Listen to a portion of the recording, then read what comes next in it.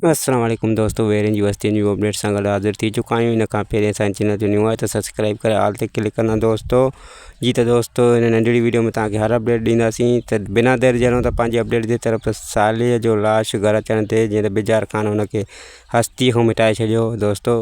त हुनजो लाश घर अचण ते कोहराम मची वियो ऐं हुनजी भेण सफ़ा ऐं हाल विञाए वेठा। सभु को ईअं चई रखियो त हेॾो जवान ईअं हलियो वियो दोस्त। त ॾुख जी न पुॼाणी आहे, हर शख़्स कहाणी आहे। साले पंहिंजे अंजाम ते पहुची वियो, बेगुनाह मारिजी वियो।